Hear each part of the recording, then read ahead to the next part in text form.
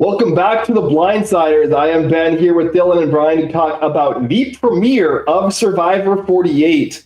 We are back here for another brand new season of Survivor. And I thought it was a pretty good premiere. I thought there was a lot of good stuff in there. We learned a lot about most of the cast. I got some fun drama. I think the cast is pretty likable. I don't know if you guys have any thoughts right off the top. Go ahead, Brian. You take it away first. All right. Love the cast. So excited Survivor's back. I thought it was a very good episode. You know, I think Ben in our group chat, you called Stephanie from a mile away saying she reminded you of Wendy Jo.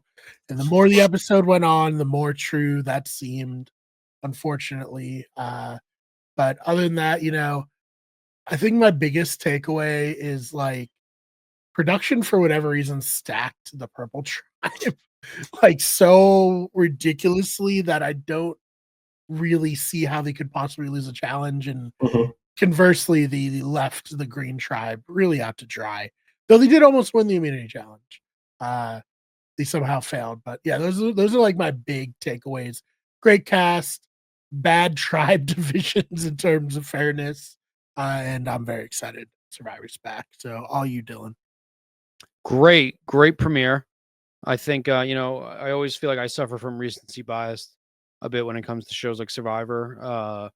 But I felt like it was one of the better premieres we've had in a while. I think the off season we had definitely played into it. Obviously, we had the traders. We still have the traders.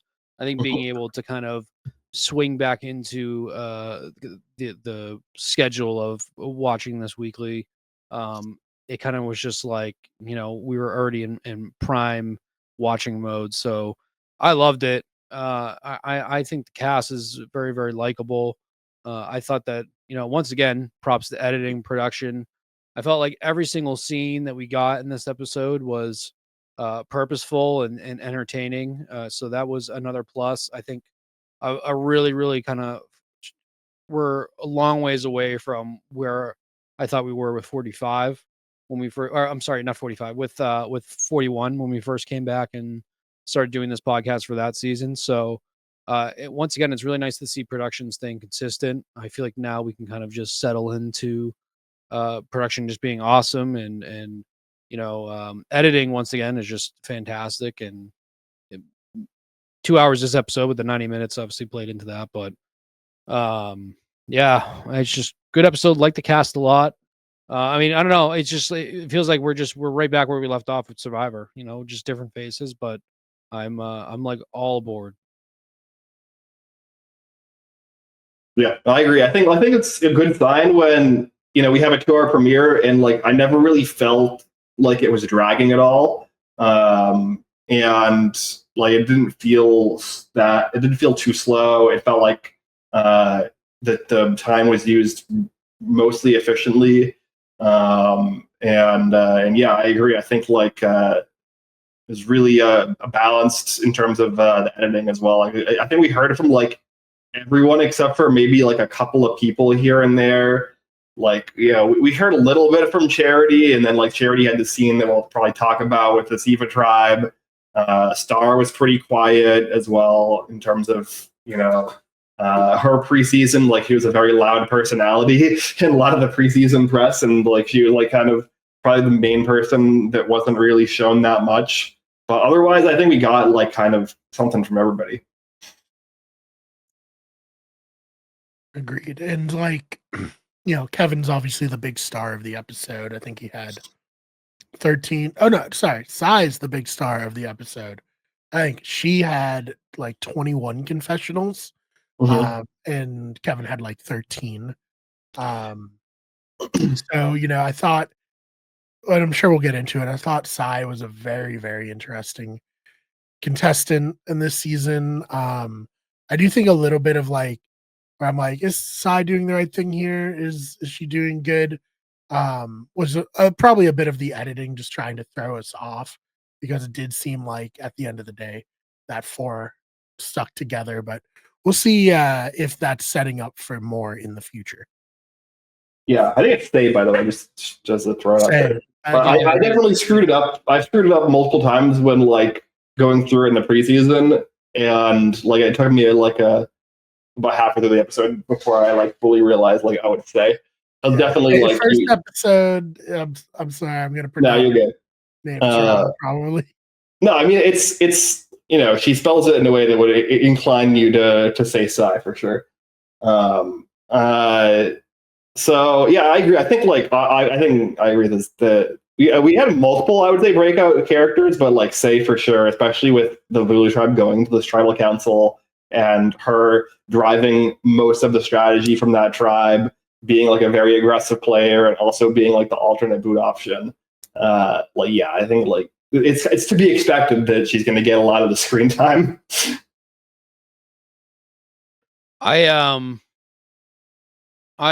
Everything went Say towards the end too. I went in maybe like 10 minutes before tribal thinking there was no chance she was going, and then I like things started to play out in the edit where I thought that potentially there could be a very good chance that she is going to be blindsided and made a fool of in the very, very first tribal. So I even a lot of episodes I feel like premieres, and I could kind of be misremembering. I feel like it was pretty obvious who the boot was going to be going into it, and this one I was at least a little unsure. I really thought potentially it was going to sway towards in Stephanie's favor, honestly. With this is where I'm going to have to start remembering names too, with Justin and Kevin as kind of like the two swing votes there. So another kind of just great job by editing there, kind of keeping us captivated. We'll talk about it later too. I think it was a very interesting vote kind of for the path forward too, because this is, once again, maybe my memory's betraying me. This is one of the first times I can remember in the first episode somebody getting an idol this quickly. So that's a interesting facet to it, at least in recent Survivors.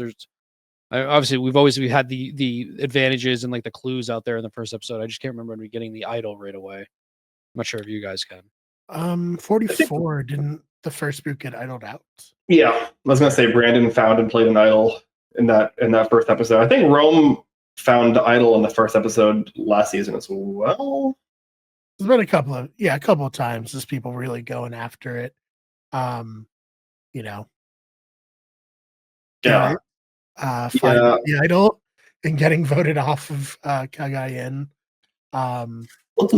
Exactly 11 years to the day of Garrett being voted off and David Sampson being the first boot of that season. And I remember that because one, it's my birthday. Two, it is also David Sampson's birthday. I remember being like, wow, that would suck. That would really suck. Yeah, happy belated birthday, obviously I said for real yesterday, but like, for the viewers, what you had your birthday on premiere day this year. It's something that probably happens about 1 in 7 years. Yeah, right. It was a great birthday present to watch. Yeah, and my birthday was on the finale of 47, and then your birthday on the premiere of 48. It's very cool. Wow. Very fun. Brian, happy birthday, man. You warned us so many times that Survivor was premiering on your birthday, and I forgot. Yeah. And I'm sorry. Happy birthday. All good. Before we dive super in, though, do we want to go quickly through our winner picks? Yes. No. Dylan. No, Dylan doesn't. We'll compare and why Dylan doesn't pretty quick. Well, yeah, let's go. I picked Stephanie as my winner pick. Going into it, it was not exactly the most researched pick. I didn't really watch any of the cast videos. I chose Stephanie because in my family pool that I have every year, I received 2 players. I received Stephanie and I received Justin. And I went 2 different ways with this. I said Justin's going to be the first boot, and I took Stephanie as my winner pick. So now maybe Justin wins. Clearly that means that Justin is going to win. I think very unfortunate for me. This is the earliest I've ever gone out since we've done this podcast. It's not a good feeling. This is how Ben has felt many of seasons. Yeah, 3 seasons in a row I've had an early boot, like second or third boot. I think it was second boot, third boot I had. So I'm very happy to finally be not the one that's going out in the first few rounds. I would like Zach in season 42. So I would like to do a second chance pick now. to keep things interesting. I'll let it be voted among the committee here. But first, if you guys want to talk about your picks, please feel free. All right, Ben, you wanna go next? Yeah, sure. I mean, I'm very happy with my pick after this episode. I thought they had a very strong episode. My pick was Eva. I thought she probably had like among the 3 to 5 best, arcs, I would say, from this one episode. And I think that she's definitely an early favorite, both as like a fan favorite and also a potential favorite to be well positioned to go deep. So very happy with that pick. Yeah. Also, maybe all-time strong, like in terms of jacked woman on Survivor. I think part of what I was saying with this Purple Tribe that's unfair is I think Eva's the strongest girl and Star is the second strongest girl on the cast. Mm-hmm. That's just like very lopsided. And then they also have Joe, which is like insane. Yeah, and I mean, like Shaheen and Thomas are also like not like slouchy. Yeah, like, there's some like kind of scrawny dudes on this cast, but like all 3 of the dudes on Lagi are at least like above the beam, I would say. Yeah, no, agreed. So I picked Bianca because she had a fun fact about her username on, was it like Survivor Sucks or something? I think it was AIM. On AIM, yeah. It is definitely a lost reference. So, I mean, Ben, we used to host, and maybe one day again, we'll host a podcast about Lost. Mm-hmm. One of our favorite shows. I think one of the foundational shows of television, the modern era of television. So I was like, all right, I have to pick her. I almost picked Thomas though, just because of the mustache. Until Ben reminded me that Bianca had the Lost reference. Yeah, I mean, I think either Thomas or Bianca would have been reasonable picks. They ended up working together, right? So you kind of get like it worked out really well. Yeah. Yeah. And yeah, I mean, like all 3 of them on the Lagi tribe, which I don't, as we said, I don't think is going to tribal council anytime soon, barring some crazy, like, destructive defeat, like real, like choke moment. So I think, good picks all around for that. And Dylan, what are your thoughts, I guess, on your second chance? So it's not going to be anything super sexy because I can't just now go out and say who I think is going to like clearly win, but I feel like I should fall back onto Justin, who is also my family pool, who I said was going to go first. I think it's only right now that I have him as my backup. I think that's fair. I feel bad for Stephanie, too. I necessarily don't know if that pick was a bad pick, even though she went out first. Stephanie honestly really didn't seem like she did too much to deserve to be voted out, which sometimes a lot of first boots do, or certain things that they don't do. She definitely could have did a better job of maybe reeling in an alliance, because it seems like Mary kind of did more of the work for her than she did for herself. Yeah, Brian, like you said, would say I think she's an interesting player to talk about, because I think if you step back from her confessionals and kind of the way that she talked to other players, she obviously had a very, very strong first episode, in my opinion, in terms of she found an idol. She solved that problem, even though it was a little bit chaotically. She's reeled in, at the very least, she's reeled in Cedric. It still sort of seems like potentially that Kevin and Justin are kind of more on the fence, especially with the preview for next week. But yeah, I don't know. I think Stephanie was the person that set her eyes on, and that was kind of the true undoing of Stephanie, rather than Stephanie doing anything wrong. Obviously, the puzzle didn't help her cause and kind of put another spotlight on her. But yeah, man, Stephanie. I saw a lot of people online saying Stephanie were kind of like old school Survivor versus new school Survivor, and new school Survivor prevailed. I don't know kind of what the thought on that is, but yeah, Stephanie. I like that pick overall, even though I went into a blind and I only picked her because she was my pool pick. I still like it. Yeah, I mean, I think like the old school, new school thing also was something I noticed as well, especially with the Matt chat at the start of the episode with Jeff, where he's like, you got to like jump into this game and like kind of, grab it by the horns and you got to go hard and you got to like, yeah, this is your one opportunity. Like, don't come out here and like, don't put all your effort into it. And then you see in confessional, say, kind of like parroting that same energy. And to me, that's when I was like, okay, yeah. So I feel like at least in this episode, Say is coming out on top. And I was pretty confident for most of the episode that Stephanie was going to be going for that reason. And I think that that's kind of like a deliberate story that they were trying to push, where it's like, will Say's strategy work out long term? Probably not. I think that's, I get very big Rome vibes from her in terms of the gameplay alone, at least, like not necessarily personality wise, but like in terms of like taking immediate aggressive gameplay, grabbing people and being like, this is my people.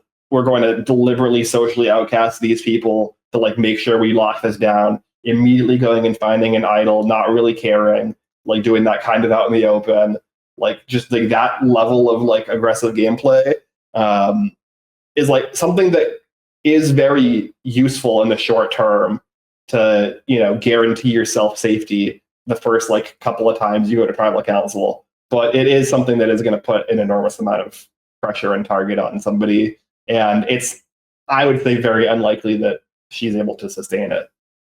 It could be potentially she goes down an Emily arc as well. She realizes the error in her ways, and there's a good player there, and if you change things, you can potentially go far. Well, the issue there is Emily had to change because she was on the outs and she kind of like failed at the start of her season. Like she was in a position where she needed to change or she was going to lose the game. Say just got her way. She has an idol. Like the vote went the way that she wanted it to. Like, Mary is blindsided and left out. Like there's no signs to indicate to Say that she needs to make any changes right now. I'm not sure if you guys want to talk about it now or save it, since we're already on the topic of this tribe, about discussing kind of the final tribal and the right and wrong there, but or if we want to dive into kind of the other tribes first. Yeah, we can save that for near the end, I think. I want to say with Say, and both Rome too, very like similar strategy in terms of like, I'm going to be aggressive in finding this idol, and then I'm going to use this idol to get social currency with people, which I think was huge for both of them, because at this point of the game, you have nothing. Like, you don't know these people. And if Say's like, here's this idol I found, here's this thing that I'm trying to like figure out, will you help me? That's like, well, I mean, she's being so straight up with me. Like, obviously I trust her. Like, she had no reason to do this. So I do want to say, like, I think that's commendable. I think, will Say be able to take her foot off the gas in a way Rome was not able to? That's going to determine whether or not Say is long for the game. And I want to say, to Cedric, as someone who has Crohn's, your kids might not think your job's that cool, but to me, hero, honestly. Yeah, David thinks he's the hero, or he's talking about heroes versus villains, but unsung hero. Yeah, unsung. Nobody wants to talk about that type of doctor, but very important, I think.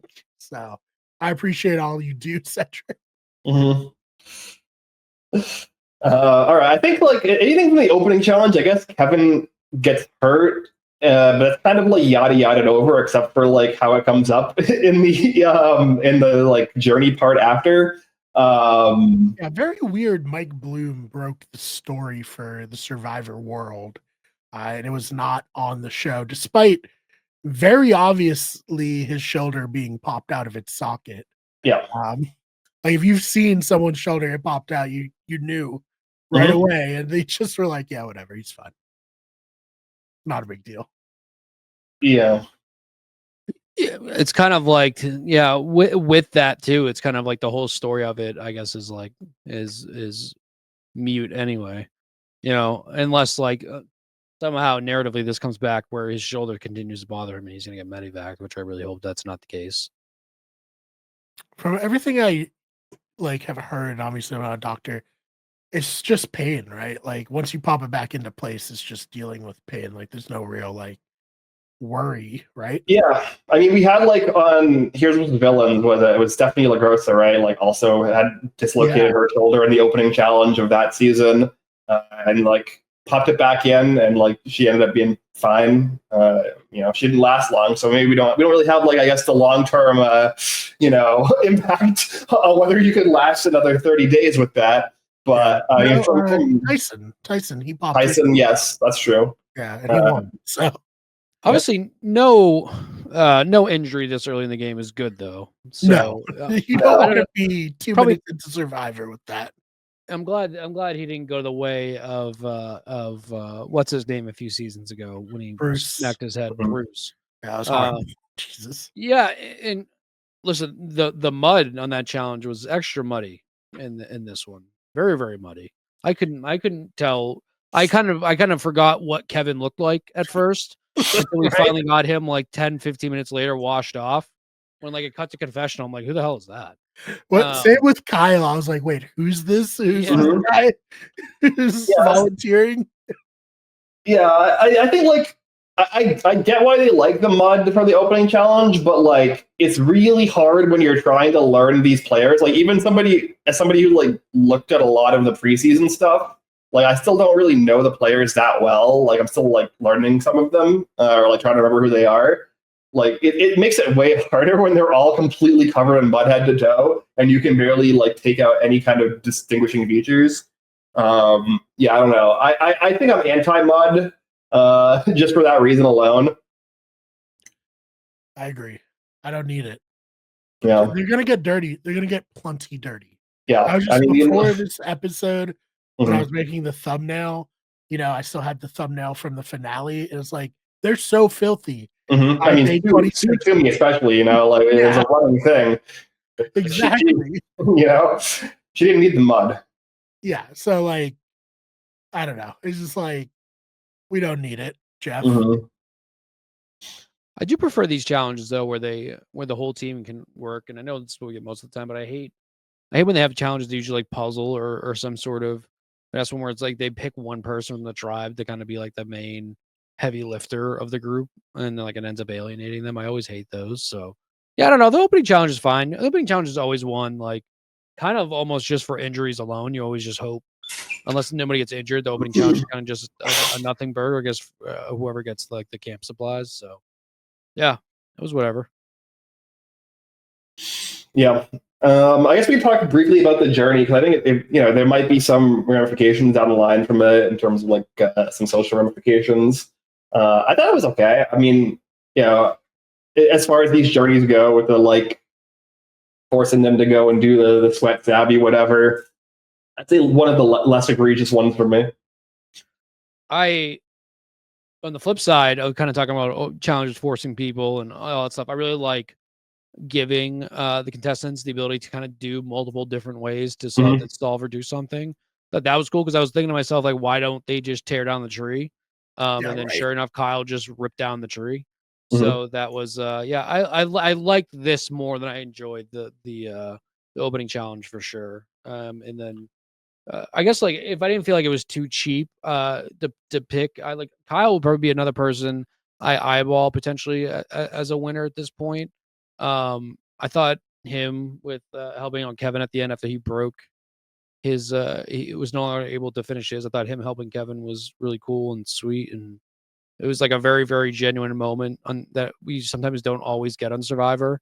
Where I really didn't get the vibe from Kyle that he was like doing it to like make an alliance down the road. And I think that it seemed like he was just helping a dude that was trying to finish a challenge. So I thought that was cool too. Yeah, don't love that the challenge could break.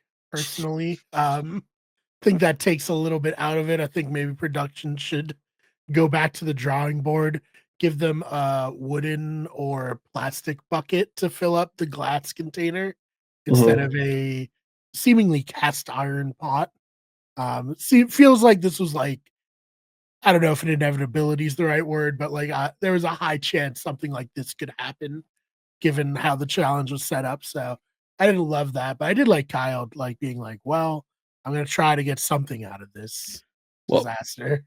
part of me thought maybe potentially he had found another kind of like way to win the challenge. Honestly. Like any means necessary. You break the tree, then you break the, filling it up as a trap. You just break it and you just pull the key out, Because that would have really made me enjoy this challenge if like, hey, nowhere does it say you can't break it.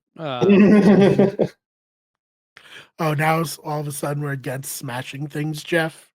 Real interesting. Yeah. You loved it in 41 and 42. But yeah, just thought it was an interesting journey. I'm glad, or at least the last 2 seasons moving on a little bit from Sweat versus Savvy and doing more like these gladiator challenges against each other. Yeah, I mean, I think maybe I guess Jelinski is like a game changer, right? Yeah. Hey, you joke, but Jeff was like, these have several 100 pounds in them. That definitely Jelinski callback because no, they definitely do not have several 100 pounds in them. That's an insane thing to say, Jeff. Yeah. Jelinski. Well, wait till he's on season 50, Dylan. I don't think it's outside the realm of possibilities, to be honest. I didn't even really think about that until now. Sorry to put that out there. They brought first boots back before. It wouldn't be the first time they've done it. So. Yeah, and for that one episode, it was very interesting. I remember thinking, like, wow, this is so crazy that they did that. And then it was over so fast. Yeah. I am more hopeful that they bring back Banu than they bring back Jelinski. I don't know if that's gonna. I think that the audience reaction to Banu was like, I'll say at least mixed enough that they probably won't do that. Maybe we'll see. I was a Banu defender. I think like we were on this podcast, we were Banu defenders for largely, but I think the majority of the audience, I think, was not. Yes, I agree.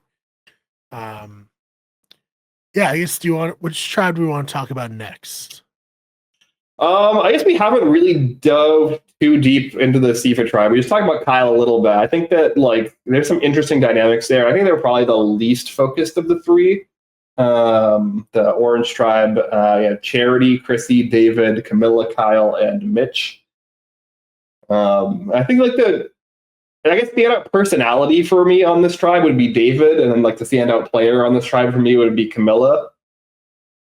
Yeah, and we got a Chrissy, or what was her name on Survivor Amazon? Christy. Oh, Christy, yes. Christy, yeah. Christy Smith, yeah. Christy was messing me up with the Chrissy, but yes, fair enough.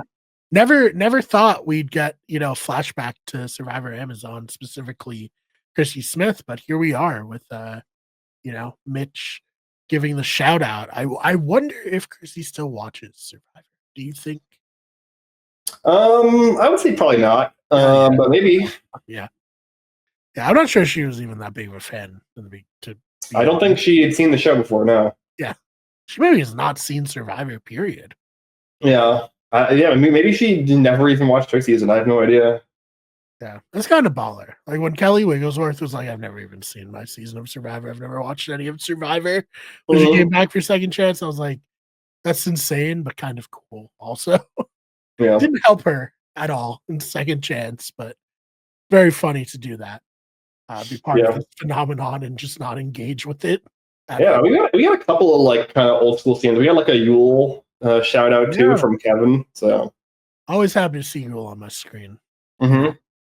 Big Yule guy. Took too long for him to come back, and then he was over too soon.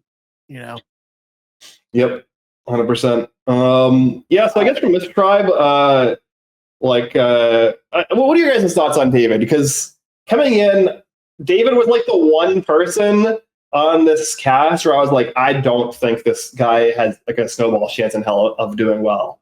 Because in a lot of his preseason stuff, he was very arrogant, I would say. But I really am not getting that from this first episode. He seems at least self-aware. like way more self-aware than he did in some of his press, and a little bit like there's like definitely some like arrogance there, but it's like kind of like it's almost like self-aware arrogance, and like he's playing it kind of in a certain way where he's also talking about like the downsides of like some like attributes about him. So I don't know. He's very interesting to me. I didn't come into this expecting him to be like that kind of nuanced. Yeah, I don't know. I think a lot of this tribe, minus Camilla and Kyle, and I'll kind of pitch why I am an anti-Camilla guy after we discuss David. Yeah, I don't know. I think a majority of this tribe I'm pretty like lukewarm on. It seems like David potentially could be someone that maybe not right away is the focus point of that tribe. Seems like he's very assertive and aggressive.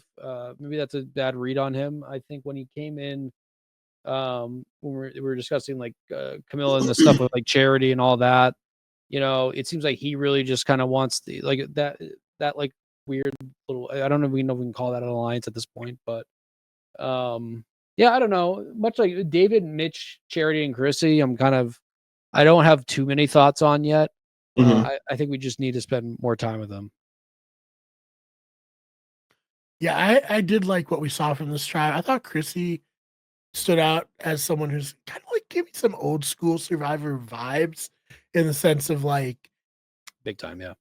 This is the type of person they would cast in old school. I'm sure she has like, the knowledge and game knowledge to play well in the modern era, but like in terms of like, she's like a fire captain from where did she say she was from? Chicago. Yeah, like that's like something I can see back. Remember when they used to like show the people's jobs? Like, her in her uniform, Yep. standing next to a fire truck and like, Chrissy, a fire captain from Chicago. Like, I don't know. I just really was drawn to her. I thought Dylan, you say you don't like Camilla. I was like watching her like, yeah, like let's go. Like she's lining everything up. I was really into it. David, I think, like you said, Ben, his ego could get the better of him, but he's very important to this tribe in terms of strength. And if he can keep it in check, he'll be good. He's also just like so jacked that like it'd be hard to vote him off early, even if he was annoying, Yeah, I mean, my thing is I was getting like kind of like Chris Noble vibes from him. Yeah, the Noble in a lot of the early stuff, but like I think that he's probably a little bit more self-aware than Chris Noble. Hard to be less. It's hard to be less for sure. Yeah, it's not like a huge bar to clear for sure. Yeah. What do you think about David's 3 icebreaker questions? What car do you drive? What's your favorite movie? And how do you take your steak? Very like random questions. Yeah, but I think good. Like, well, a movie. I mean, Yeah, the movie is like kind of a standard. Favorite movie is kind of a standard icebreaker question. The other two are kind of like a little out there, I would say. He said he liked his rare to medium rare, which was it. Kyle said that's like psychopath. Listen, no. I think Charity said that she takes hers medium well, and Kyle said that was psychopathic. Okay, all right, that's good because I was like, wait, but like I like mine a little, No, I think rare. Like I didn't think this was one of the things I came into this episode with. I don't eat steak because I don't eat meat. I'm a pescatarian, but like when I did eat steak, when I did eat meat when I was younger, I would take it mid rare. I think that like that's kind of the default. I would say, yeah, right. Societally, I have a question. If you were on, like, I think Adil, I don't know how you take your steak if you do mid rare. So medium well is psychopath. I have friends that do that. And they're weird. So I have this newfound gut issue with steak where I can actually just no longer eat red meat, period. So that's unfortunate for me. But for when I would eat steak, I was one of those like medium rare purists. But on the flip side, eating it rare is, in my opinion, equally as insane. And obviously rare doesn't mean eating it, right out of the packaging. Rare means basically just like charring the outside, and the inside is still like a purple, Mhm. black and blue. Yeah, I think the blue rare kind of stuff is like very, like, it's kind of on the edge of like kind of, I you think know, bo- serial Food killerish. safety. Yeah. At that I think point. both are just crazy. Yeah, I think I will eat it well done if I'm not confident in the establishment's hygiene and that stuff. I was like, ooh, am I gonna take a risk at this place to, you know, potentially get food poisoning? I mean, if that's the case, just don't You order just don't steak. order steak. Yeah. Yeah. Yeah, that's smart. French fries usually are like the safe, like can't really mess that up, Yeah, like if that's the case, just get a burger, I would say, right? Like I think a burger is probably safer. Big news. I'm having a physical done in the next month for the first time in like 10 years. So Oh, wow. hopefully that will we'll figure out what's going on with my red meat stuff. But when I can eat red meat, I can still have ground beef actually. So like I still have burgers and all Yeah, that. yeah. I am a medium rare for steak. If I can get it I'm like probably I'll edge a little bit closer to medium. I don't like I'm not like I can't eat this if it's medium. Yeah. But I am kind of like I know a lot of people that are I have friends that are the opposite where like they get their steak like medium, they almost encroach medium well, and they get their burgers medium rare. I'm actually on the opposite end. Mhm. I get burgers medium because I don't like the blood rushing to the patty, and I find that that's where you get like the most taste from Mhm. a burger. I think that's kind of like sacrilegious for meaties. But I think when you much like the politics, if you're too far left or right on the spectrum, you're a psycho. And so that's kind of where I lie with my meat as well. Yeah. I think David would have loved that segment personally. I think he would have been a big fan of us Well, really this going in. kind of segues into something I wanted to bring up. Because this like whole segment got me thinking on the show. Uh, if you don't take your steak medium rare and this topic comes up, Mhm. is this just like a point where you just like tell a white lie, right? Like I feel like this is like a really harmless white lie to tell. Just say you take your steak medium rare. It's like the default socially acceptable answer. Like you gain nothing from being the weirdo that takes your steak well done. Like other than you're gonna socially isolate yourself, like even just like small margins. You're never gonna get caught in this lie. It doesn't matter at all. So like well, I don't know if you guys have a take on this. Because I'm usually like a person that says lying about stupid things on these shows is bad, but and like just kind of creates, things that you have to keep track of. Like, Kyle is going to lie about his job. He's a lawyer. He's going to say that he's a high school English teacher, which I think is dumb. Stupid. And but I don't know what you guys' take on this is. 'Cause I think like telling small white lies to try to like fit in socially better in these early days is not crazy. I guess I've never really thought about it, and like I don't know, like maybe I just like arrogantly think I'm just like a quote unquote normal person, whatever like that means. Um, I don't know. It's kind of like it's kind of like ketchup on a hot dog. Like it's one of those stupid social things. It's almost like hating Nickelback, where like it just became cool to dislike certain Love things. pizza. And like for the longest time I fell in that trap of like I won't put ketchup on my hot dog. That's for kids. And Mhm. now I ketchup hot dog. I throw everything on the hot dog. Mustard, relish. I'm like Yeah. I tried the Chicago dogs once. Those are very good. Like the Yeah. pickles and all that. So yeah, I just never thought of that in the game sense of like because I hate Kyle. I hate that whole like I'm a lawyer, so I'm not, or I'm a doctor or a lawyer. I'm not going to tell them I am. I just don't think that that matters anymore. Mhm. And maybe just because my old school like original Survivor knowledge isn't as up to date. I am slowly on the verge of committing to doing a 1 through probably 1 through 40 rewatch. I don't think I need to rewatch the new episodes. I am committing myself to dig in to potentially do a year ish, which I imagine is what it will take rewatch from season 1 all the way back up through Winners at War. That's a topic for another day. And so like I don't know if it mattered more then than it does now. And like people are just used to playing that way, but I don't know. I think white lies, like if somebody like tells me, I'm like I'm not afraid to throw a little white lie in my everyday life too either. If I'm talking to somebody I hate the Red Sox, but if somebody brings up the Red Sox, I'm like, oh yeah, go Sox, even though I was a Yankee fan my entire life. Like if I just don't want that stupid conflict that's unneeded, yeah, I'll lie. So I'm all for it. I just hate that whole lawyer. I hate that lawyer, and I'm an English teacher. I think it's so stupid. The lawyer thing is additionally stupid because we also on 45 had a situation where Katura lies about being a lawyer, or like, holds back the fact that she's a lawyer, despite the fact that like in that season she ends up in the final 5 with 2 other lawyers. It's like this, like it didn't hinder them, right? Like, weren't they also all lying about being a lawyer? No, Jake was open at least. I think Julie might have like slightly downplayed. Yeah, I think she said she was a teacher too, didn't she?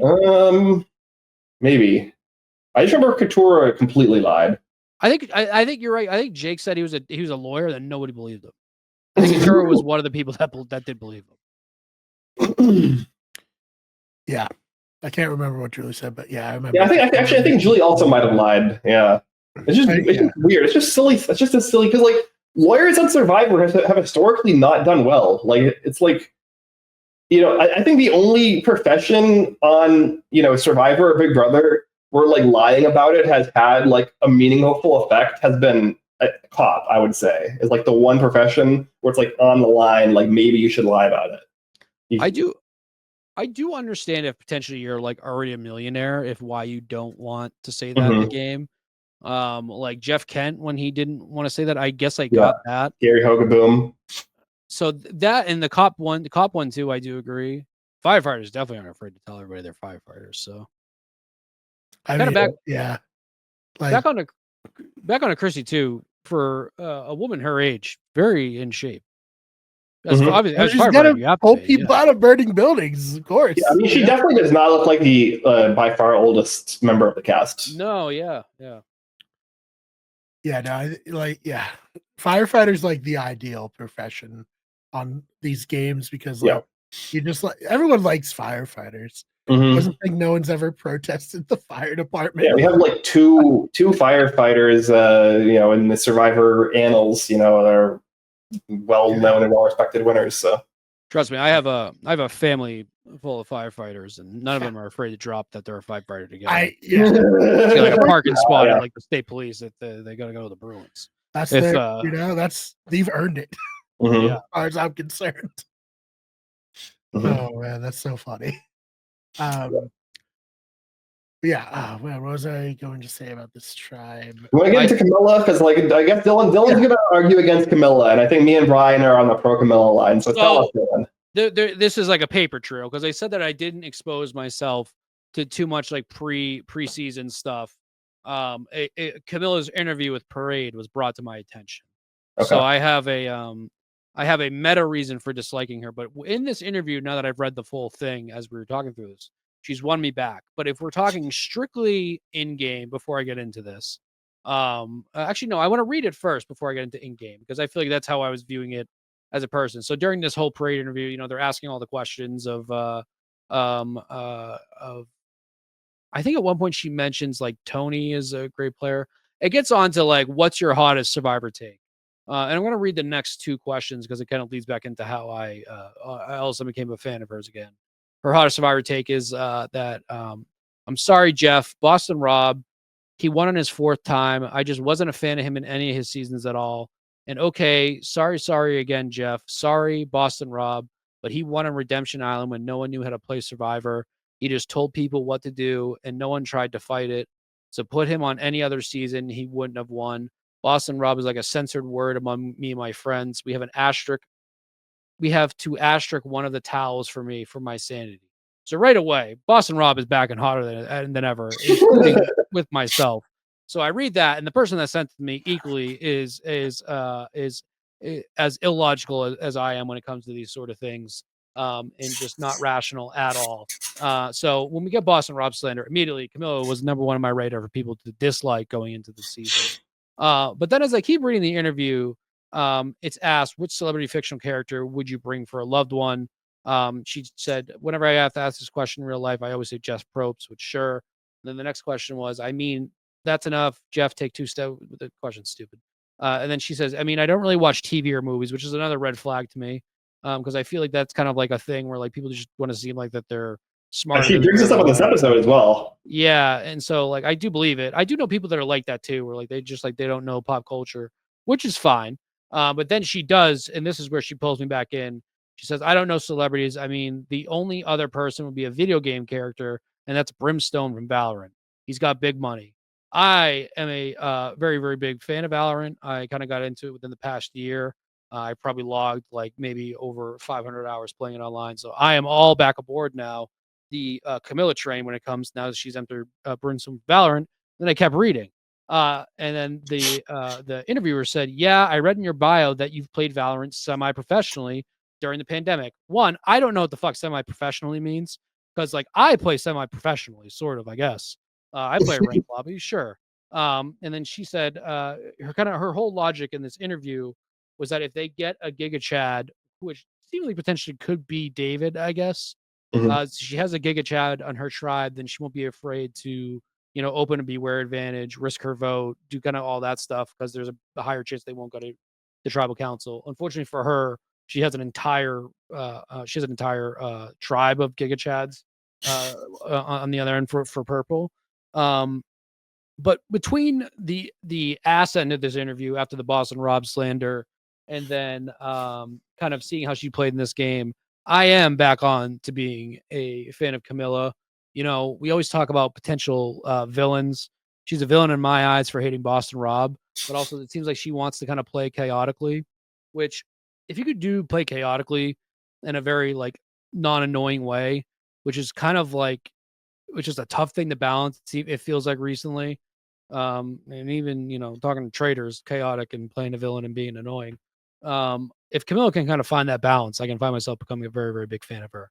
And I do like that she's like immediately starting chaos, potentially kind of spreading misinformation with charity. So long story short, I like Valorant and I am back aboard being a fan of Camilla, even though I disagree with her Boston Rob take. But I also have not seen Redemption Island. That's also hypocritical of me. So here we are at last. I will say that the Boston Rob take is not that much of a hot take, I would say, among like a lot of the like kind of online fan community. I think like people generally enjoy Rob as a character, but definitely consider him like a little overrated as a player. At least from the perspective of like Jeff considering him to be like one of the all-time greats. Like he's definitely very, very good. And we've obviously on the Traders talked about this. And I think this interview probably happened before the Traders season 3.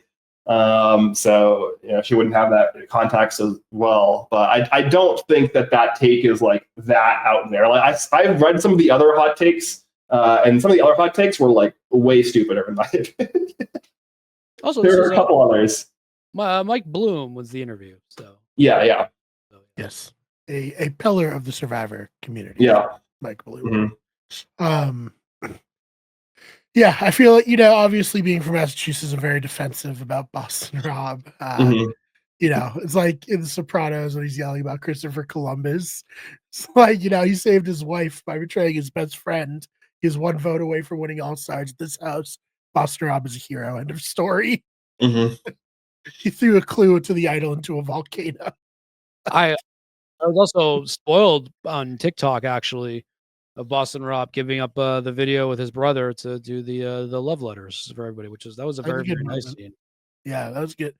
Yeah, All Stars has a lot of good moments, a lot of dark moments as well.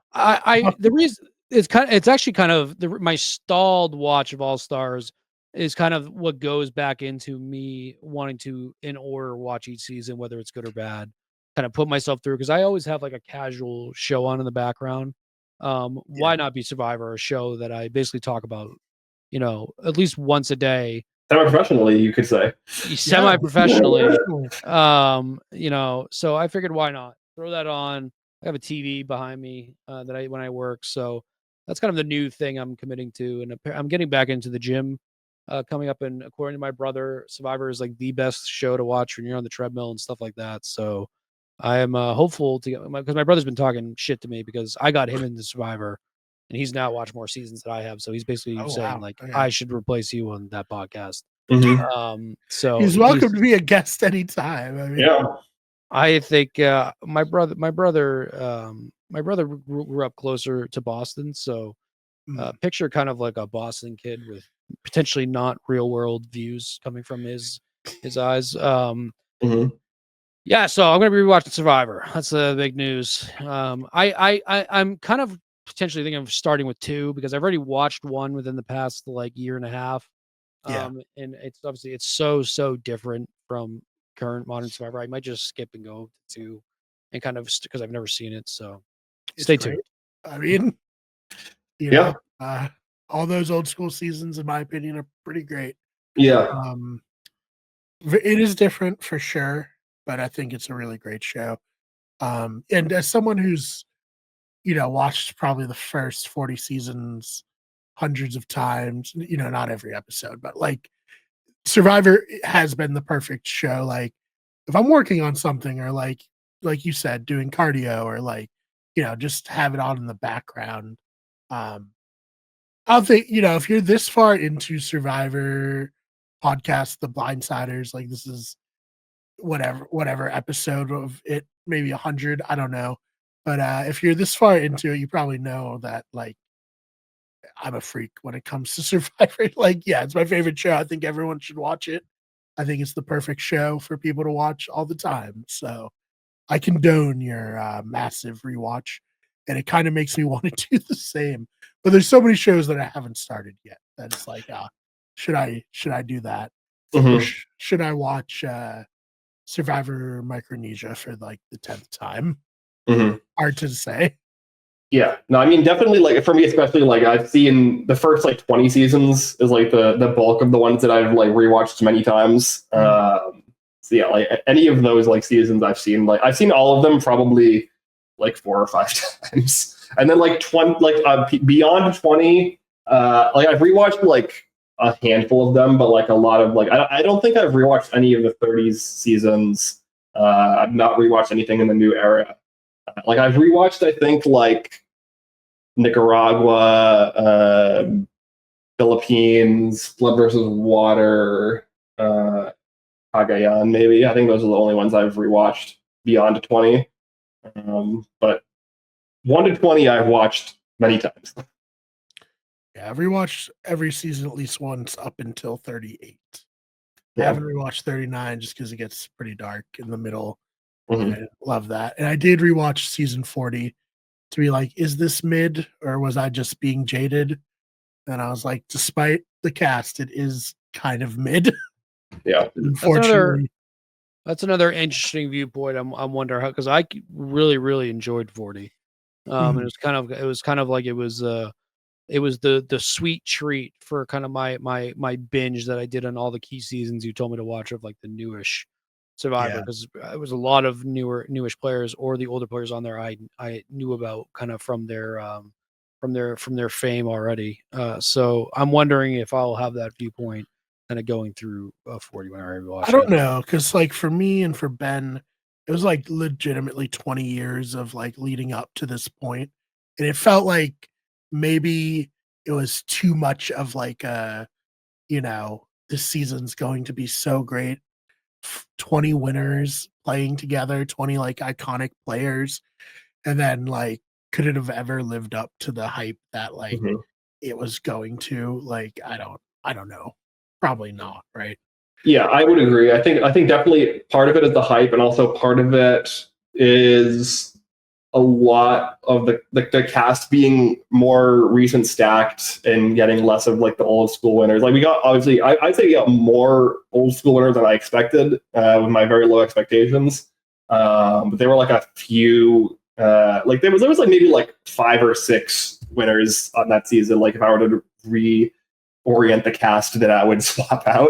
So that's one. And then like the extensive twists, the edge of extinction for me, it felt like they did everything in their power to take what was like an easy slam dunk season and like try to ruin it. I think watching it too, it was very clear they wanted to keep as many of those personalities there for as long as possible too. Which I do get. Hopefully we don't get that with the powers in our hands with 50. Hands of the fan. So we've been told, yeah. I can't imagine the pandemic probably messed a lot of that up too, with like the vibe of watching 40. I imagine that did not help. Sandra and Parvati got voted off the night that they declared like COVID a national emergency. It was a dark time. Mm-hmm. I was like, oh my God, I was shaken. Yeah. But Parvati's thriving right now, you know. She's yeah. This might be the year of Parvati, honestly, you know.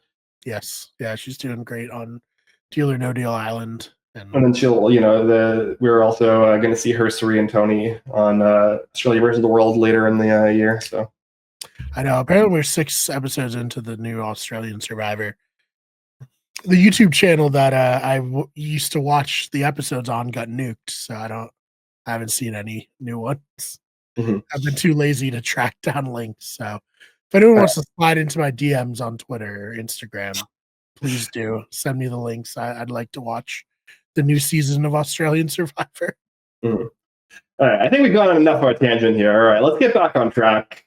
Let's talk about the Lagi tribe. We haven't really touched on them too much here, other than like going over our winner picks. I thought this tribe for me is like, I would say the one that seems the most interesting long term.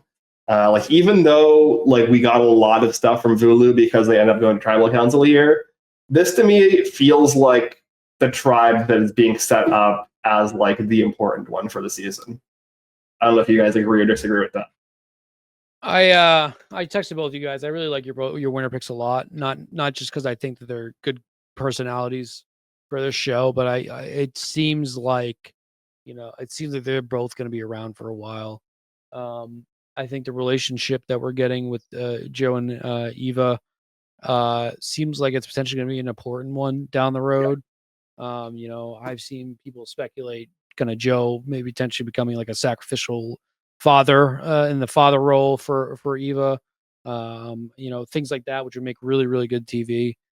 I do agree. We didn't spend the most time with them this episode, but the time that we did, it's something. There's something seems special about this tribe.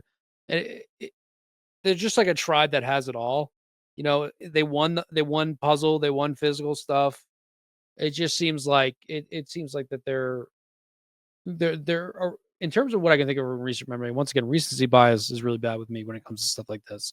They seem like one of the better tribes that I can think of, even kind of going beyond Winners at War, going back a little bit, one of the better starting tribes in a very long time. Obviously, we're only 2 hours into the season, so who knows? It could all fall apart next week. It just doesn't seem like that it will. Yeah, it feels like this tribe will all make the merge, or the swap if there's a swap. But I expect these 6 to be around for a long time, so I wasn't too disappointed that we didn't get tons of content. But the content we did get was really good. And you know, I think that Thomas, Eva, Joe were the standout from this tribe, and I think like it was very touching to see Joe and Eva have like that moment with one another. And you know, you could tell he was a dad. Like I didn't know before he said it for sure, but like the way he was like receiving the information from Eva and like reacting to it, I was like, oh yeah, this is a dad for sure. And then like when he's like, what if it's my daughter? I was like, yeah, okay, yep. That's it. Final 2. This guy's never turning his back on her. Like it's popped up 100%. I don't know, Dylan, do you want to comment on that as a dad? Did you kind of get those same vibes? Yeah, I wasn't really sure what to make of Joe at first, and that scene kind of like just sealed it for me. You know, because he's a firefighter too, right? And so that mixed with the daughter thing and everything seemed very genuine with Eva. Because I too, if the very first person to say that they want to make an alliance with me, I don't care who it is, I'm jumping on it. But it very quickly became more than that. Yeah, those are 2 I'm rooting for just purely off of the people that they seem to be. And you know, Eva, it's she I think her being out in the open like that with everything that she goes through in her life, She carries it very, very well too. Much with a lot of everything else in this episode, everybody seemed very, very genuine. It didn't seem like we had like any caricatures of people like we sometimes do at the very beginning of these games. Even Say, it seems like that's a genuine person. I think that Say will bring a chaos to this game that will be potentially enjoyable. We'll see how it goes, moving forward. But I don't think it will reach like an annoying point, like say it did like with like Q. It seems like these are real people. This seems like a very real cast. It seems previous times we've had issues with, I hate the super fans and the self-proclaimed super fans, and that like we had a few seasons where that was like everybody's personality, and things like that. So, and people that are like really over the top, like Banu, like Q. It feels nice, at least at the start, to kind of have what feel like real people and people making real bonds and trusting each other. Because I said, one of my biggest gripes is that it feels like we get alliances and they don't stick together. We're swapping alliances, every 2 or 3 episodes. Hopefully this tribe, and specifically Joe and Eva, could be the ones that we have a long-term alliance with. Fingers crossed. Yeah, I think like my one person coming out of this episode that I'm like, this person is definitely going far and like deep into this game is Joe. Like, I think like we look at the way this whole season is set up. Lagi is, like, as we said many times, by far the strongest tribe. If we look at the structure of the tribe, we have this like California Girls alliance with the 3 dudes, and it seems like Eva is going to be pulled in as a 4th there. At least that's what was inclined to us in the edit. And obviously, like, Joe is going to have that one-on-one relationship with Eva. So like we have Joe being like really, really good socially and really well strategically situated on the best tribe. Like that's the key like place to be. And yeah, I agree. I think that the Joe Eva relationship is probably going to go deep and it'd be like a major storyline for the season. I don't think that they would hard sell that like so emotionally to the audience only for them both to like flame out. Like that would be horrible. Like that would be like this like heartbreaking. So obviously I'm biased. Like Eva was my winner pick, but like I do think that like this is a group in particular in Joe and Eva, and then also Thomas I think is going to be probably a narrator for a while. Like yeah. Great. Yeah, should be good.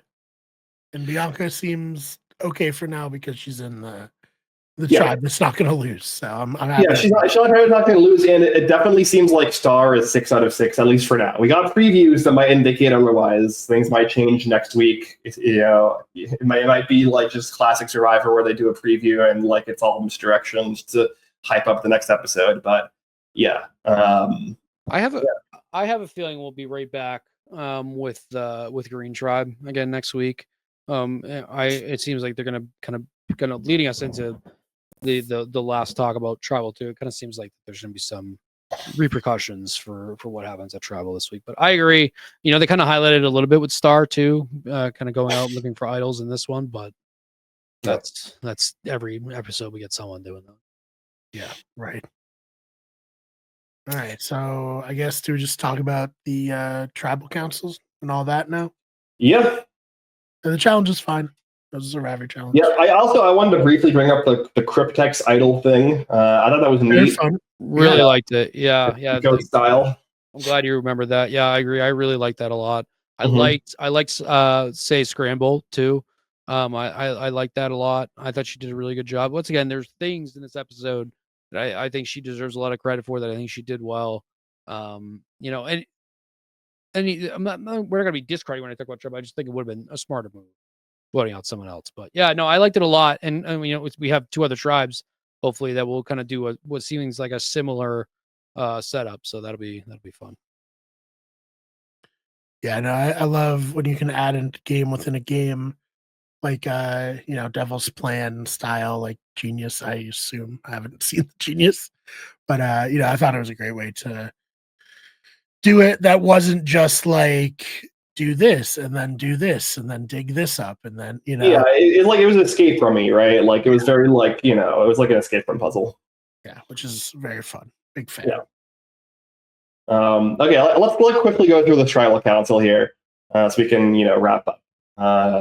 We've gone on many tangents, so we got a little bit of spice in this tribal council between Say and Stephanie.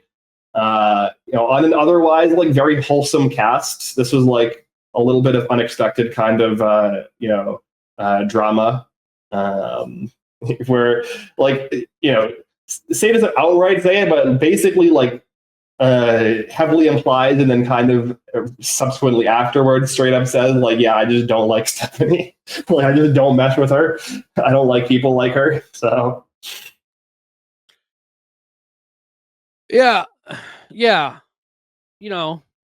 I think that we're getting a preview of what we're going to be getting from Say. I think someone that potentially has no filter, which is which she called her shot. Can be fun. Once again, I don't think Stephanie ever did anything wrong, at least not that we saw, to kind of deserve to be voted out. Someone had to be voted out, like she said at the end. Someone had to go. Do you agree with the shot in the dark play? I guess like it made sense after, you had to do it. It was a correct read. Yeah, I guess because it wouldn't have mattered anyway. Because I don't think Kevin and Justin were splitting their votes, so that would have been really interesting if we did get a shot in the dark successful. Of course, we didn't. Don't know why we still have it. I guess it's gonna be, it's there for that extra added layer of threat there. I do wish Justin and Kevin kind of sat back and thought about the play a little bit more. I think getting an idol out this early, like their whole thought process was correct. It didn't really seem like that they were like too faithful to the alliance itself. It seemed like they more so went with the move that made the most sense to them in the moment. Kevin really seems like he in theory wanted to work with Mary. I think Mary is obviously in a very, very bad spot coming out of this now. So I don't know how that will play out, because I do think it's always very dangerous, especially these days, to have, somebody that's out on an island by themselves. No, like pun intended. And then like they usually are the ones that are easy to flip when we have kind of some funkery going on. But I think the right move would have been to go after Say, but say Stephanie gets the shot in the dark and she gets immunity, and then Say plays her idol, then you have 4 of the people who are royally fucked. So in the end, maybe that was just ended up being the safer play, was to just ride with Say. I guess that both ways could have flipped in their favor, though. I imagine Say would have played her idol if Stephanie did get immunity. So maybe that doesn't fully matter to that which side they went on, but I think the right move would have been to go after Say, but in the end, it worked out for them, I guess. We'll see. Yeah, I appreciated the hostilities at Tribal. Don't get enough of that anymore. So Say, please keep doing stuff like that. Really, really, is needed on these seasons. Felt bad for Mary. Can't be a good feeling to be the odd one out on a tribe like that. But I guess we'll see how far it goes, and we'll see if Mary holds this against Kevin, considering they literally like, hey, we'll just have each other's back, right? They made it out a point to show in the episode, so should be interesting. Yeah, these 6 people tribes, they're tough, right? Like, not very many places to hide. So, if you're a woman, more likely to get voted off, as we've been through a lot on these 6-person tribes. So unfortunate for Stephanie, but I'm interested to see if this is going to be the disaster tribe going forward, just because on paper they just look so weak. I don't know.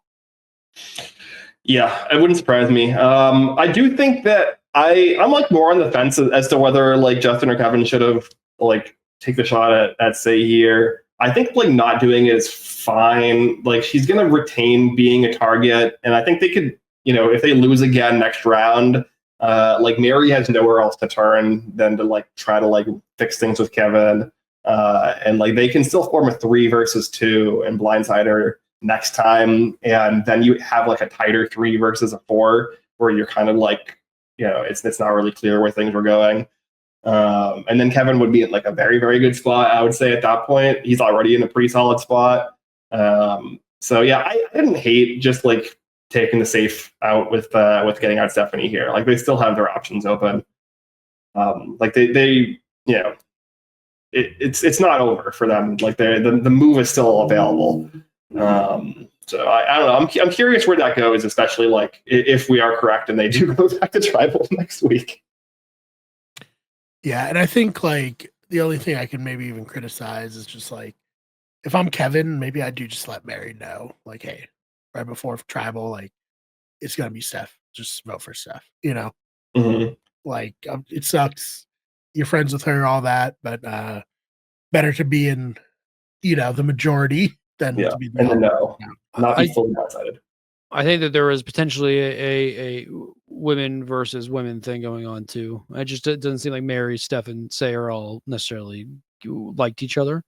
And so I think that there was that facet too of like maybe Mary was just so hell bent on getting Say out that there wouldn't have been a point to call it to giving her that heads up. To your point though, Brian, at least it doesn't really matter for him. She's checking off the box saying, "Hey, I did it." Yeah, that's just my like philosophy of Survivor is like if you can present a united front for as long as possible, you should do that. Mm-hmm. Tribe, Yeah, it's tough with the shot in the dark too, and it's also like I know like sometimes you won't get that opportunity to have a final conversation or before tribal. Like sometimes it's rushed in. Like in terms of it's definitely like, are you going to play 100% optimally or 90% optimally? Yeah, it does. In the margins. It does. I do wonder if that'll be something we vote on, is whether a shot in the dark stays or goes. And I think that is a good segue into what did everybody vote for season 50. Actually, I actually haven't voted yet. Do we want to go over what the topics are? Because I'm a little bit like, is this even real? Like, I also am curious if Yeah, I'm also definitely like jaded and skeptical, but it takes 2 seconds. I was like, okay, well, on the off chance that it's real, like I want to make sure get my votes in for the 2 things that matter to me, which is get rid of fire making and live finale in LA. Can you vote on the Paramount Plus app, or do you have to like do that? You have to go to the website. Yeah, I don't know whatever the link is that I sent. But yeah, I mean, the first thing, the tribe colors, I didn't realize that people were so adamant about the tribe colors. I got it, Brian. I'm like mildly colorblind, so I don't really like have a strong opinion on the tribe colors at all. I picked the third option, but like either of the other 2 options is fine for me. I just kind of like the basic colors, and like for me, the purple, pink, blue kind of look too similar. That's probably like a me thing. So I went with option B. Yeah, I think option B is the overwhelming majority that I've seen on social media. The orange, the teal, and the purple. I think yeah, because like every single season we've had recently, it's been green, red, yellow, or blue or green. It's been primary color, secondary color, alternating. Yeah. So that teal and that purple really stuck out to me. Yeah. So yeah, that was my vote. Question 2 was rice or no rice. Do we want them to work for their rice, or do they want them to just have it right away? I voted for take their rice. I'm a real nasty son of a bitch, so I want them to work for it. Yeah, I voted for them to have the rights just because I feel like that it's kind of played itself out at this point in terms of the rights negotiation thing. Like, I feel like we've seen everything we can from that at this point. We've seen Jeff like stabbing the bag with a knife and the rice pouring out. Like I don't really know if that can be topped. Like I feel like at this point, we've wrung that dry, and for me, like especially I don't know if they're gonna stick with 26 days, if they're gonna go 39 days, but like. Either way, like, I would rather them be somewhat fed, and that will generally lead to more energetic gameplay. But I didn't really care. I don't have a strong opinion either way. That's just kind of where I landed. Yeah, so I picked B for colors just now. Mm-hmm. I picked give them rice before you said anything, Dylan. similar to Ben, I just don't think it adds anything to the show that we can perceive as viewers. And I think it makes people lethargic. I remember filming in LRG, and on like the 4th day of like no food, the players were incredibly lethargic, and like Mhm. I think that negatively impacted any potential like crazy stuff happening, and I don't think that's good for Survivor personally. I think the hope with taking out the rice is that you open up the game again to have a little bit more of a survival aspect of like going out and trying to fish, but I think but they also just don't do it. So Yeah. it's like that's so if you hopefully have but it hasn't played that way, unfortunately. if you have more vets, it sounds like there's a good possibility we get a bit more of Mhm. pre winners at war. Yeah, people that's on the true. It's season. true. With returnees, it might be different. In the end, the first two I don't feel strongly about what wins either Yeah, way. I don't You care. know, If they don't get Rice again, like I don't really care. It's not that big of a deal for me either way. I think that's kind of more my thought process though. Is I want we have the 90 minutes now. I want to see that little bit extra of camp life of them going out and doing this. But like I don't like is there even any like coconuts on this island anymore? Like I don't I mean, like Eva found one. We saw I think Eva. I think they might be supplied at least. as I say, are these not native coconuts? Yeah, they go to Trader Joe's before the season. They get like 50 coconuts and they throw them into the woods. We did get a comment that the water tastes bad, which is like the first time I heard that. I forget who said it in this episode, but someone said David. this water tastes like shit. And that's not what he said, but that's what I would have said. So bad water tastes bad. I wonder if that's always the situation, because I just imagine they dump like a giant barrel of like Poland Springs into that well. For the third question, whether the final 4 fire making showdown should remain or be removed. I think this is where we're going to get pretty much a majority of people are united. I voted to remove fire. I have never liked fire. The first season I watched where fire was introduced, it cheated somebody out of what should have been a win at that point. With who was that? It was Chrissy, and that was also Ben's season that he won. Mm-hmm. So I've hated it ever since then, and I've hated it when it's been in the show. I don't think it adds anything. I think it's just it's dumb. Agreed. Yeah, I don't think we're going to disagree on that. And then the wording of that question was really like some real heavy-handed wording to try to get people to vote the other way. Yeah, leading the jury, very much. Yeah, that would be an objection in the courtroom for sure. Yeah. And then our final question, which is another one that I think everybody will be pretty much united on. Should we go back to a live finale in Los Angeles, which will also be where the winner is revealed, or should we just keep it in Fiji as pre-recorded? Los Angeles all the way. Yeah, I'd love to go to one someday. It'd be awesome. It's not a thing. Maybe one day we do a live fests. Press Radio Row there. On the red carpet, interviewing people. That'd be fun. I want the montage of Jeff taking the container with the votes and like hopping on a jet ski. And just, like, riding off to the ocean. Old school campy, really fun. Yeah, and I think when you see something like Traders too, and then you see stuff like that working really well, I want to see that. No one's under the illusion that Jeff, that you just rode a jet ski from Fiji to Los Angeles, but like, let me believe. Mm-hmm. Yeah, I need him to be saluting the Statue of Liberty on the way by. Yeah, I know this is Los Angeles, so that's not gonna happen. But yeah, well, it'd be kind of a weird path to take. No, I agree. I think like for me, I don't really care too much if they read the results in Fiji, but like the half-assed fake reunion, that's not a reunion, that they do immediately after, like I've hated it since they did it in 41. And like I understand that at the time because of COVID, it made sense for them to do that, but like it's just so bad, and like the runners up like are just always so visibly like not mentally intact. Like we see this time and time again. Every single season the runners up are always like not into it. I don't like not seeing the pre-jury. I think it's cool to be able to get the full cast back together. Like there's just no upside for me.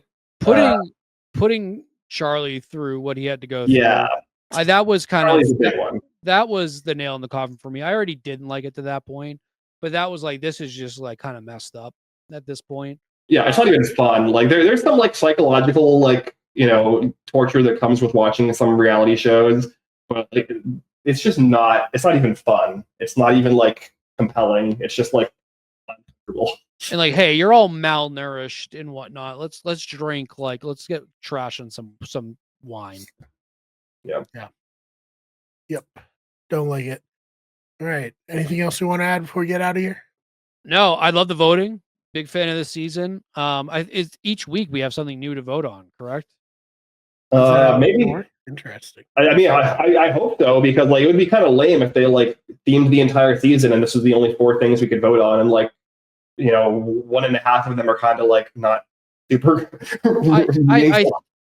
The only reason I'm hesitant to say each week is like I do wonder, what we have 16 episodes in a season. Yeah, it was 13 or 14 usually. It seems like that might be a lot. Like, what are we deciding what they eat for breakfast at like the winter's breakfast or whatever? Mm-hmm. But yeah, this will be fun to talk about. It's another added element that I'm enjoying. I'm going to enjoy discussing and all that for this season. So we are very back. We have Traders actually tonight, right after we're done. Yeah, we're gonna get off and immediately watch the Traders probably all. We'll be back to record Traders tomorrow. So no, this is a good time to be in the reality TV world and podcasting and all that. So I'm enjoying it with you, my friends, and I am looking forward to keep on keeping on. Yeah, sorry to miss last week. It was a cursed episode. There were multiple hospitalizations involved in our group. Like, it was so bad. Yeah, we weren't just salty because Carolyn got eliminated. Spoilers, We will have a slightly extended episode when we record Traders tomorrow, just to talk about that, because me and Brian did not end up being able to record. So that'll be good. But like I said, I'm looking forward to it. Dylan, anything you want to promote other than that, or where can they follow you online?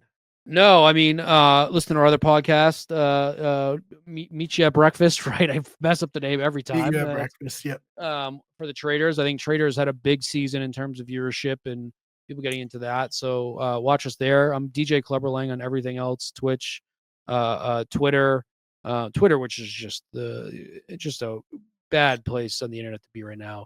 That Ole Miss situation is that's when I'm like, I'm too old for this. I don't want to get too old for this whole app. So follow me there. Lawsuits there. Follow me on TikTok. Yes. Ben, same thing. Yeah, I mean, we got 1 more week of the Traders after this. The finale and reunion for the Traders season 3 is in a week. I talked on that about like how I'm really enjoying Don D season 2. That's also wrapping up in the next couple of weeks. I'm very excited to see how that shakes out. And I've also started Extracted on Fox. It's a brand new show. I'm enjoying it so far. It's like definitely like Survivor with like kind of less of the game, but like more focused on the survival aspects. But there is still like a social strategy game element to it. It's very kind of unique. I'm enjoying that so far. So definitely check those out if you're into reality TV.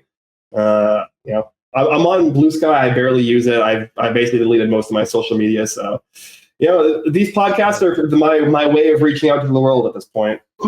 Smart. Good for your mental health. Smart. Yep. Well, you can follow me on X, Twitter at the fake BMAR, BMARR. I get lots of blogs on wickedgoodeverythingsports.com and Dolphins Talk. I'm trying to make a lot of videos, so I have a new one on Those Fake Nerds today about the Pokemon. Yeah, happy Pokemon Day for all you celebrate. Brando and Drew, who talked about hacking his Pokemon on Survivor 45. Shout out to them. But yeah, I'm doing more like kind of op-ed video essays on video games and like movies and stuff on the main channel, Wicked Everything. Did a Kingdom Come Deliverance 2 one, did really well. Just put out an Avowed one, not doing as well so far. So if you want to check that out, please, help my ego, if you will, on the main channel. And Wicked Good Sports putting out like you A know, lot of between content. 9 and 15 videos a week on there. And Nice Boston Yeah. Uprising hat, Brian. yeah, thank you. Yes, Mhm. you know, my go-to hat. I just think this was a great hat. Yeah, I have my go-to Boston Uprising hat, the gray one that I wear when I go out. Yeah, The people on the talk go crazy for it. they love it. They love it. They love that. My Chengdu Hunters one is downstairs right now. I have I don't have any others here. I bought a LA Valiant hat, but it would probably get green screened, so I can't really wear it there. But you know, hopefully one day I'll collect one of each of the Overwatch League hats. But yeah, lots of stuff happening. Meet You at Breakfast has been really fun. Traders has been really fun. And I think Survivor will be also really fun. So thanks for listening, everyone. And we'll see you in the next one.